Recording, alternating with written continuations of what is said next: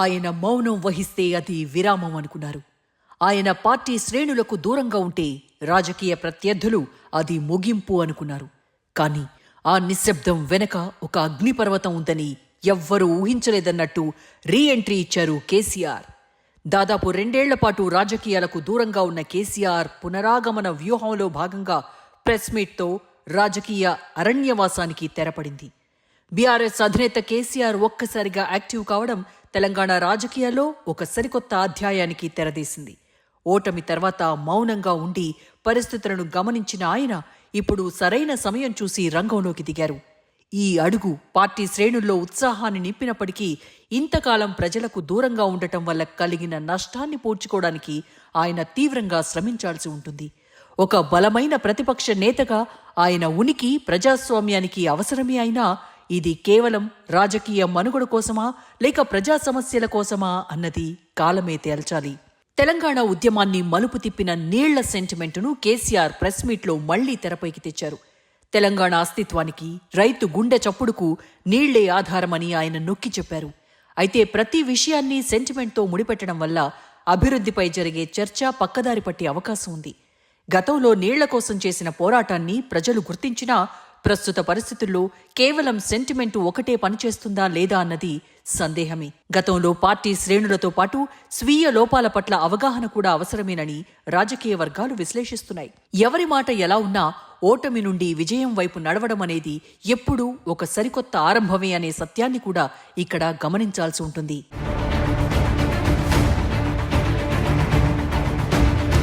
పాలమూరు రంగారెడ్డి ప్రాజెక్టును తన మానస పుత్రికగా పేర్కొంటూ దాని సామర్థ్యాన్ని తగ్గించడాన్ని కేసీఆర్ తీవ్రంగా తప్పుపట్టారు.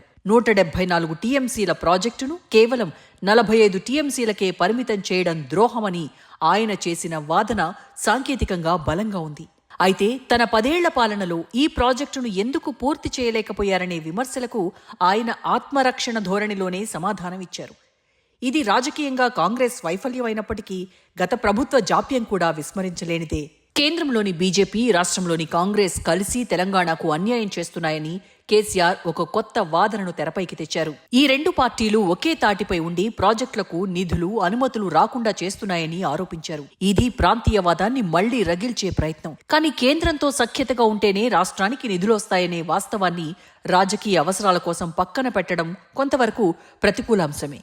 కేంద్ర రాష్ట్రాల మధ్య సమన్వయ ధోరణి లేకపోతే రాష్ట్ర అభివృద్ధి కుంటుపడిపోతుందనే వాదనల్లో ఎంతో కొంత సత్యం ఉందనే విషయాన్ని విస్మరించలేము.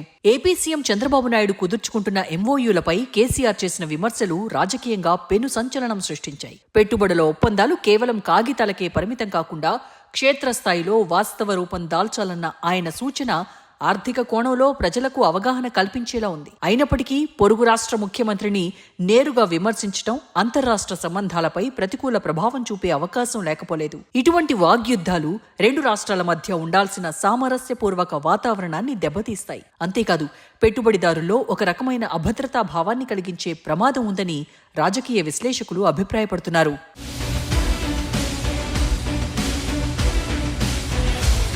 రేవంత్ సర్కార్ కేవలం ఈవెంట్ మేనేజ్మెంట్ మీద దృష్టి పెడుతోందని, క్షేత్రస్థాయిలో అభివృద్ధి శూన్యమని కేసీఆర్ ఆరోపించారు. ప్రచార ఆర్భాటాలకే పరిమితమయ్యే పాలన ఎక్కువ కాలం నిలబడదని హెచ్చరించారు. ఇది ప్రతిపక్ష నేతగా ఆయన లేవనెత్తిన సమర్థనీయమైన అంశం. కానీ తన హయాంలో జరిగిన ధరణి వంటి అస్తవ్యస్త నిర్ణయాలను ఆయన సమర్థించుకోవడం ద్వంద్వ వైఖరిగా కనిపిస్తోందనే వాదనలు రాజకీయ వర్గాల్లో బలంగానే వినిపిస్తోంది. వ్యవసాయ రంగంలో ఎరువుల పంపిణీకి కాంగ్రెస్ ప్రభుత్వం తెచ్చిన యాప్ విధానం రైతులను ఇబ్బందులకు గురిచేస్తోందని కేసీఆర్ విశ్లేషించారు. రైతుకు సాంకేతికత కంటే సౌలభ్యం ముఖ్యమని ఆయన చెప్పడం రైతుల్లో సానుకూలతను పెంచుతోంది. అయితే గతంలో రైతు బంధు నిధుల పంపిణీలో జరిగిన జాప్యాన్ని ప్రజలు ఇంకా మర్చిపోలేదనే విషయాన్ని ఆయన గుర్తించాల్సి ఉంది. కాంగ్రెస్ ఇచ్చిన 6 గ్యారెంటీలు, నిరుద్యోగ భృతి వంటి హామీల అమలులో ఉన్న జాప్యాన్ని కేసీఆర్ ఎండగట్టారు. ఎన్నికల వాగ్దానాలను నెరవేర్చడంలో ప్రభుత్వం విఫలమైందని ఆయన చేసిన విమర్శ ప్రభుత్వానికి హెచ్చరిక వంటిది. అయితే కేవలం 2 ఏళ్లలోనే అన్ని హామీలు నెరవేరాలని కోరటం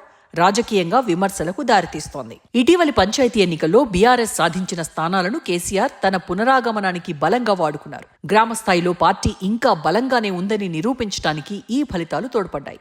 ఇది కార్యకర్తల్లో విశ్వాసాన్ని నింపే సానుకూల అంశం. కానీ స్థానిక ఎన్నికల ఫలితాలు ఎప్పుడూ అసెంబ్లీ ఎన్నికలను ప్రతిబింబించవనే వాస్తవాన్ని పక్కన పెట్టడం రాజకీయ విశ్లేషణలో లోపంగా పరిగణించవచ్చు.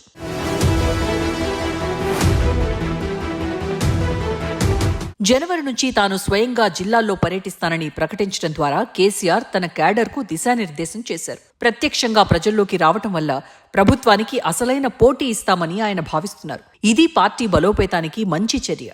అయితే గతంలో ఆయన ప్రగతి భవన్ దాటి బయటకు రాలేదనే విమర్శను చెరిపేయడానికి ఈ పర్యటనలు ఎంతవరకు దోహదపడతాయో చూడాలి. కేసీఆర్ ప్రెస్ మీట్ ముగియగానే కాంగ్రెస్ మంత్రులు కౌంటర్ ఇవ్వడం చూస్తుంటే ఆయన మాటలకు ప్రభుత్వం ఎంతగా స్పందిస్తుందో అర్థమవుతుంది. ఇది రాజకీయంగా చర్చను సజీవంగా ఉంచుతుంది. అయితే ఈ విమర్శలు ప్రతి విమర్శల మధ్య ప్రజా సమస్యలు పక్కదారి పట్టడం అనేది ఒక ప్రతికూల అంశం. అభివృద్ధి చర్చ కంటే రాజకీయ పోరాటాలే ఎక్కువగా కనిపిస్తున్నాయి. మేడిగడ్డ బ్యారేజ్ కుంగుబాటు, కాళేశ్వరంపై వస్తున్న అవినీతి ఆరోపణలను కేసీఆర్ ఈ ప్రెస్ మీట్లో నేరుగా ప్రస్తావించకుండా తెలివిగా, వ్యూహాత్మకంగా, మౌనంగా దాటవేశారు. ఇది తన బలహీనతలను చర్చకు రాకుండా చేసే రాజకీయ వ్యూహం. కానీ ప్రజలు దీనిపై వివరణ కోరుకుంటున్నారు. ఈ విషయంలో ఆయన మౌనం ప్రజల్లో అనుమానాలను అలాగే ఉంచుతుంది. ఇది నెగటివ్ పాయింట్ గా మారుతుంది. కేసీఆర్ లాంటి చాణక్యం ఉన్న నాయకుడు మౌనంగా ఉన్నారంటే అది తన తప్పును కప్పిపుచ్చుకోవడానికా లేక సరైన సమయం కోసం వేచి చూడటానికా అనేది కాలమే నిర్ణయించాలి. కానీ ప్రజాస్వామ్యంలో ప్రజల సందేహాలను నివృత్తి చేయకపోవడం అనేది నాయకత్వానికి ఎప్పుడూ ఒక సవాల్గా మారుతుంది. నాయకుడు ఎప్పుడూ ప్రజలు ప్రశ్నలు అడిగితే సమాధానాలు చెప్పే పరిస్థితికి వెళ్లకూడదు. ప్రజలు నాయకులకు తమ సమస్యలను మాత్రమే చెప్పుకొని పరిష్కారాలను ఆశించాలి. కానీ నాయకుడే సమస్యాత్మకం కాకూడదనేది ఒక రాజనీతి.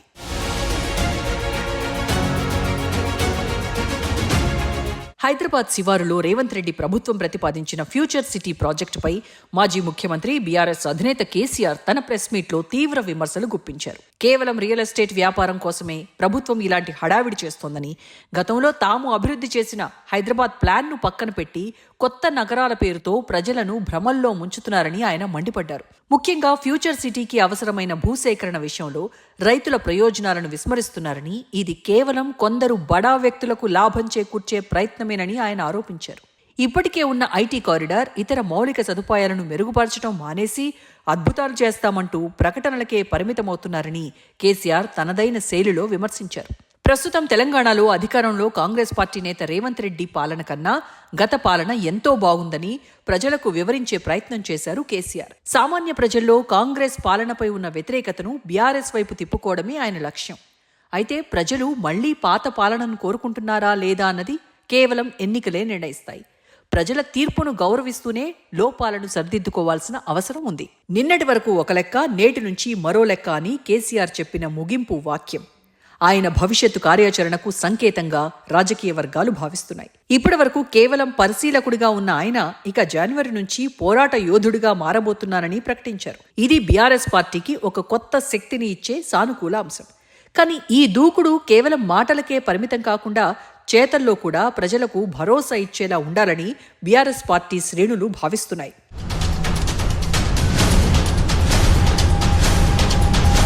కేసీఆర్ నిర్వహించిన ఈ ప్రెస్ మీట్ తెలంగాణ రాజకీయ యవనికపై ఒక బలమైన ముద్ర వేసింది. దాదాపు 2 ఏళ్ల నిశ్శబ్దం తర్వాత ఆయన సంధించిన విమర్శనాస్త్రాలు రాష్ట్రంలో ప్రతిపక్షం మళ్లీ ప్రాణం పోసుకుందని చాటి చెప్పాయి. పాలమూరు రంగారెడ్డి వంటి సాగునీటి ప్రాజెక్టుల అంశాన్ని ప్రధాన అస్త్రంగా ఎంచుకోవడం ద్వారా ఆయన మళ్లీ తెలంగాణ అస్తిత్వవాదాన్ని, రైతు సెంటిమెంటును రగిల్చే ప్రయత్నం చేశారు. రాజకీయంగా చూస్తే నిన్నటి వరకు ఒక లెక్క, నేటి నుంచి మరో లెక్క అన్న ఆయన హెచ్చరిక అధికార పక్షానికి ఒక సవాల్గా మారింది. ప్రభుత్వ వైఫల్యాలను ఎండగట్టడం, ప్రజల్లో ఉన్న అసంతృప్తిని ఒడిసిపట్టుకోవడం ద్వారా బీఆర్ఎస్ పార్టీకి పూర్వ వైభవం తీసుకురావడమే ఆయన లక్ష్యంగా కనిపిస్తోంది. అయితే కేవలం విమర్శలకే పరిమితం కాకుండా గత పాలనలో జరిగిన పొరపాట్లపై ప్రజలకు నమ్మకమైన సంజాయిషీ ఇస్తూ కేటీఆర్, కవిత రాజకీయ ప్రస్థానాల్లో ఎదురైన గడ్డు పరిస్థితుల్లో ఎవరిది ఒప్పు, తప్పు అనే అంశాలపైన ప్రజలు కేసీఆర్ మాటల్లో తెలుసుకోవాలనుకున్నారా అనేది ఇక్కడ ఒక ప్రధాన ప్రశ్నగా వినిపిస్తోంది.